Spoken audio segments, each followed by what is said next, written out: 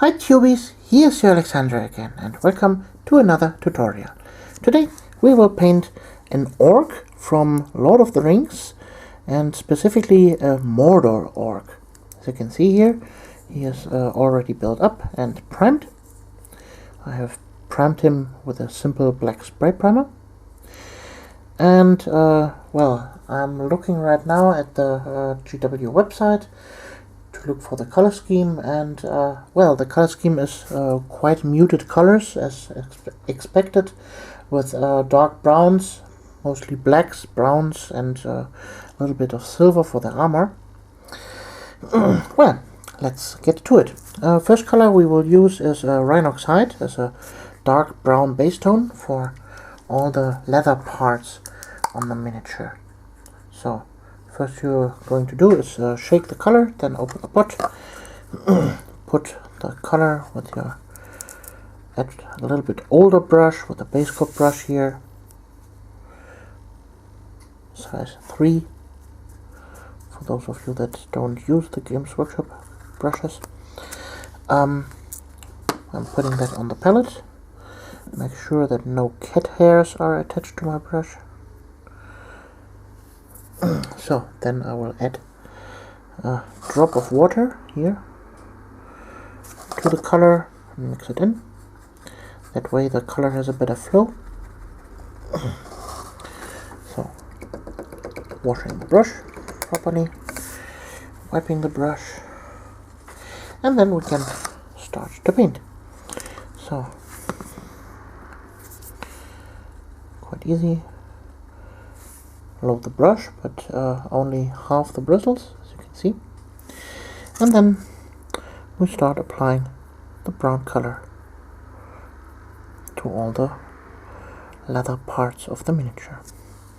You see the color is not 100% covering, a little bit of the black primer shows through.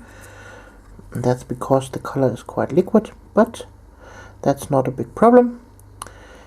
After this is dry, we simply go over it a second time, and then the layer should cover.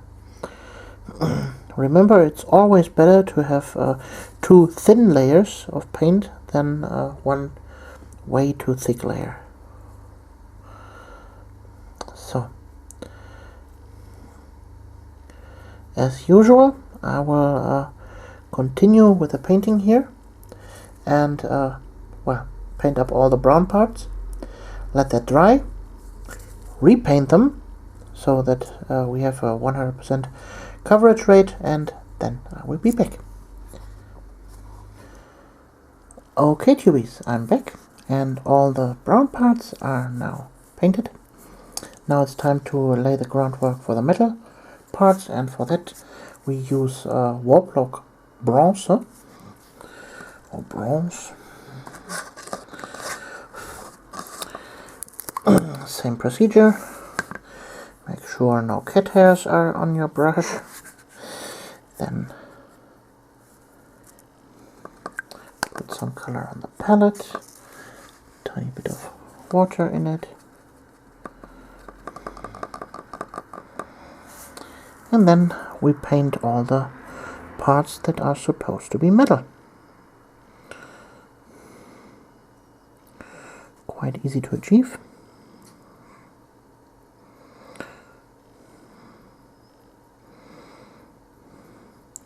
Don't worry at that stage if you overpaint here and there a little bit on the brown parts that you have already painted. We will highlight those parts and go over them again, so there won't be much of a problem. So, also in order to keep a steady hand, I always get the comment that I have very steady hands. That's because I'm not floating my hands over the place. I rest my hand firmly on the ground, have the miniature in a miniature holder, and then I'm placing my other hand on the miniature holder itself, and that way I have a super sturdy hand and nothing is shaky at all. So, I will finish all the metal parts with this color and be right back. Okie dokie, all the metal parts are done now. Now comes a quite quick little turn. I take a pale green here.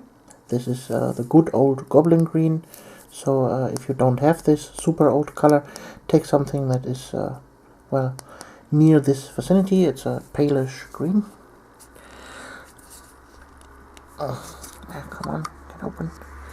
So the Mordor Orks have a tendency to have several different skin colors, from pale green to blue-gray, then sometimes skin color, sometimes brownish, red-brownish. They are very variative in their skin, but well, I'm painting this orc here for my pen and paper role-playing game, and well, it needs to be green, so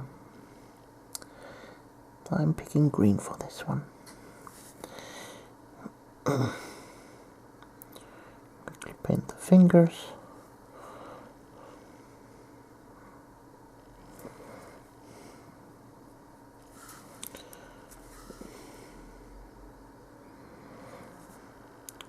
So, and soon we have all the base colors blocked in, and then we can start with a highlighting process, and this is also quite quick, and then we can make the base. This is actually a super simple miniature to paint. It's a very good miniature for beginning painters to get their feet wet, so to speak. So now the skin parts are green, and so now we start with the highlighting. We start again with the brown. So here the Rhinox hide, and we will highlight this color this time. So put some of the color on the palette, and then we take a lighter brown tone, for example XV88, and then we mix that in. This needs a good shake. Okay, there we go. Mix a little bit of that into the old color.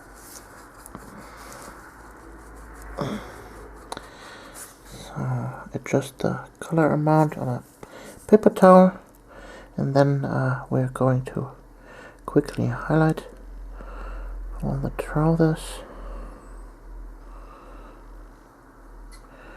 Just picking out here the high spots. So this orc is supposed to be quite dark in tone, and so we won't super highlight him. So we won't get extremely fancy with that. Well, obviously you can, if you want to paint him like a golden demon or other painting award-winning miniature, but let's be honest, you will paint 20, 30, 50 of those, and you don't want to paint every single one of them to competition level standard, and so we will simply make a very simple highlight here, and we are done with that then. So we're making here a two-step highlight. This is the first coat. Okie doke. Yeah, that's good. And now for the second coat. Not Vermin Fury, you don't have that color. We take some Screaming Skull into the mix. Tiny little amount.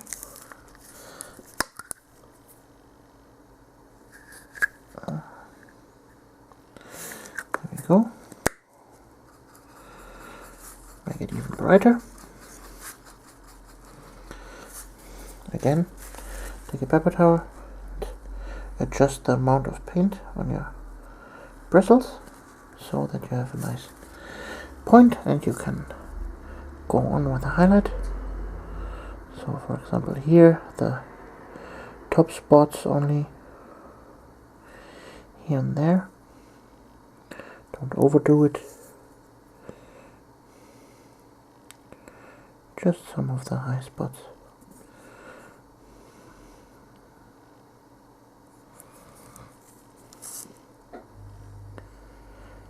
Like here and there.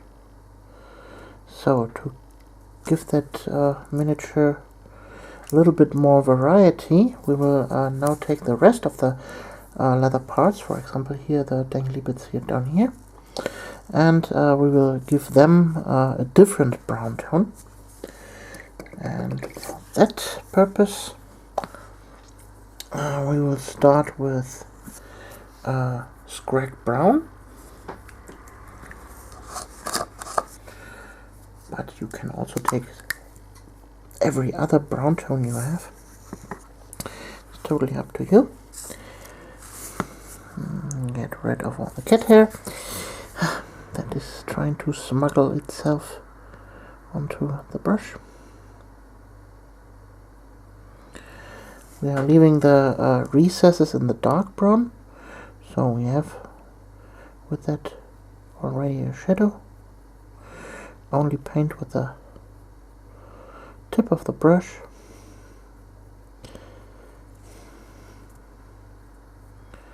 And there we go.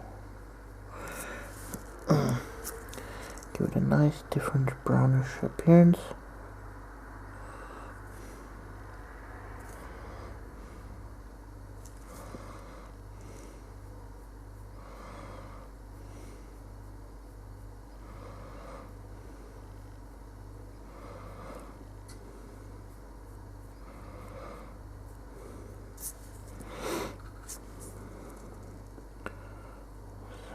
Painting these orcs should be rather quick.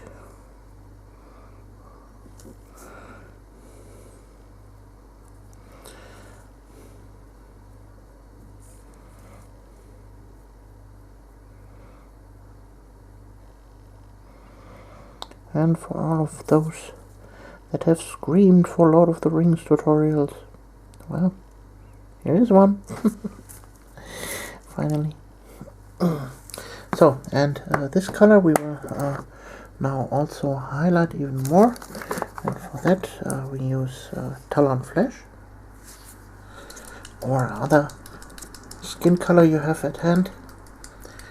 Doesn't have to be this one.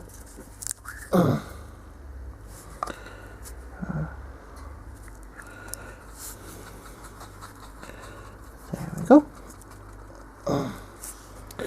Also adjust the color amount, and then we will highlight even more.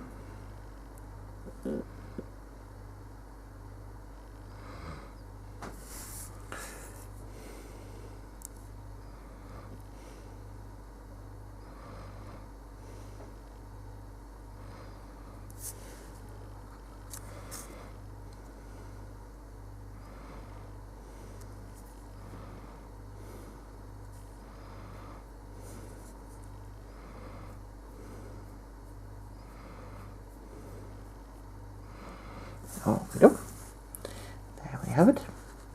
Now two different brown tones. Nicely highlighted. Okay, we should still have a little bit of those green from the skin tone.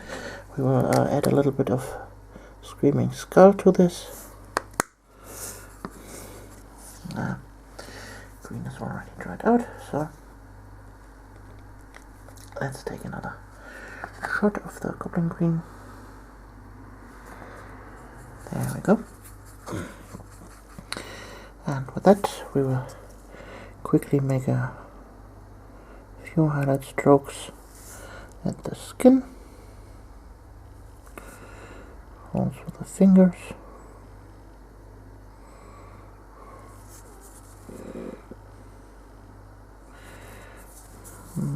There's the thumb on the other side. Okay, this needs to dry now, and I will be back in a second. Okie dokie. Here we have the miniature. It's dry now. Yet the next day. Now we start with the metal parts to make them metal. We have here lead belcher, and we will mix that up in a 1-to-1 ratio with the ground color, Warped Bronze.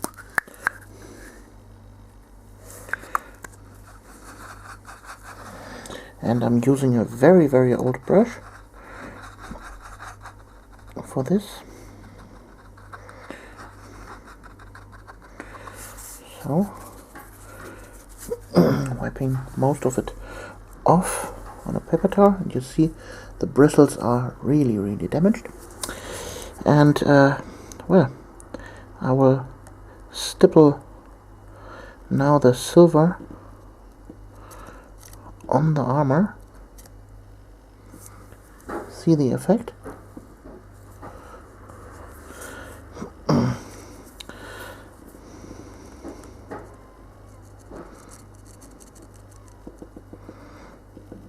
It's almost like dry brushing.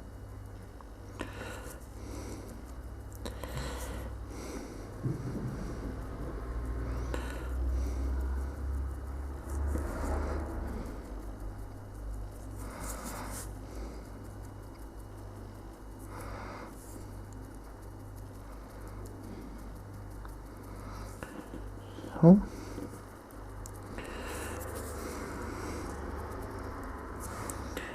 not enough color anymore. Reload the brush. There we go.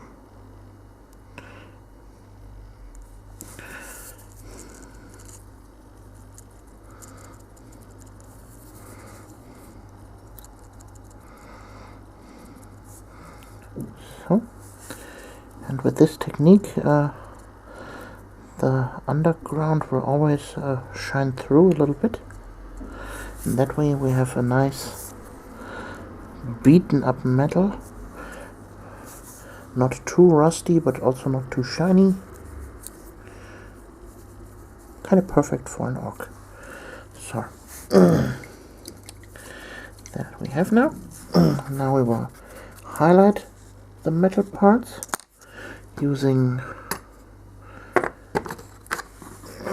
some old chainmail, but you can also use runefang steel if you have it. Give it a good shake. And then we take a different brush with a better tip, and then we will simply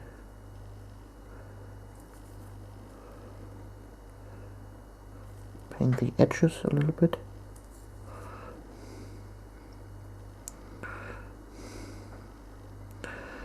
To give the impression of shining spots.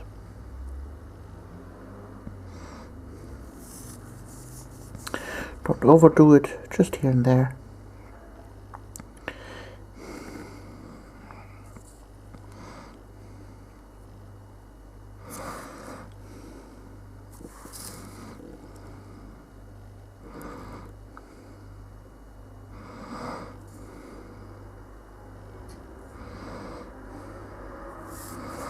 So, there you have it. And, well, with that, the miniature is almost complete.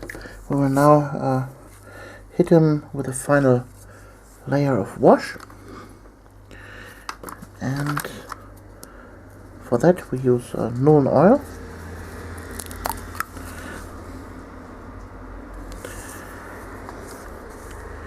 And we will still metal flocks on the brush. That is not good. So let's do that again in a different spot on the palette. Take some Nuln oil. There we go. And a drop of water. There we go. And with that we will then hit the miniature.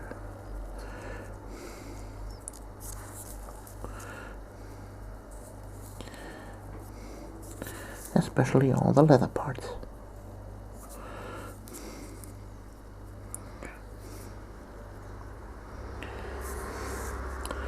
So maybe a little bit also on the skin.